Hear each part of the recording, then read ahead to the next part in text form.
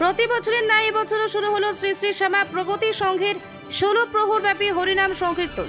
বৃহস্পতিবার সন্ধ্যায় খড়িবাড়ি নেপাল সীমান্ত লাগোয়া গৌরসিংজোত কালী মন্দির প্রাঙ্গণে প্রদীপ প্রজ্বলনের মধ্য দিয়ে হরিনাম সংকীর্তনের উদ্বোধন করেন শিলিগুড়ি মহকুমা পরিষদের কর্মাধ্যক্ষ কিশোরী মোহন সিংহ।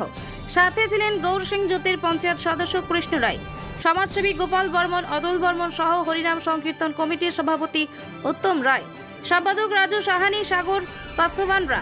শিউরি মহকুমা পরিষদের কর্মাধ্যক্ষ কিশোরী মোহন সিংহ বলেন, এই তীব্র দাবদাহের মধ্যে হরিনাম সংকীর্তন মানুষের প্রকৃত মিলনের একটি উদাহরণ। পূজা কমিটি সকল সদস্য সাধুবাদ জানায়। অন্যদিকে প্রগতি সংঘের সম্পাদক সঞ্জীব বর্মন বলেন, আমার সকলে মিলে 16 প্রহর ব্যাপী হরিনাম আয়োজন করেছি। হরিনাম সংকীর্তন মাধ্যমে শান্তি শৃঙ্খলা বজায় থাকুক। সব থেকে এই শ্রী শ্রী শ্যামা পূজার প্রগতি সংঘ ক্লাবকে আমি অসংখ্য ধন্যবাদ জানাই যে তাদের যে মহৎ উদ্যোগ। আজকে মানুষ আমরা সবাই নিজের পরিবার নিজেরটাই ভাবি, কিন্তু সবাই বাড়িতে পূজা করি। কিন্তু এই যে কীর্তন, এই কীর্তনের মূল উদ্দেশ্য হচ্ছে এই এলাকার মানুষের একত্রিত মিলন, এবং শুধু নিজে না, সবাই সুখ শান্তি এবং যে মানুষের যে ধর্মের প্রতি আস্থা যেন সবাই ছড়ায় পড়ায়, এটা হচ্ছে মূল উদ্দেশ্য।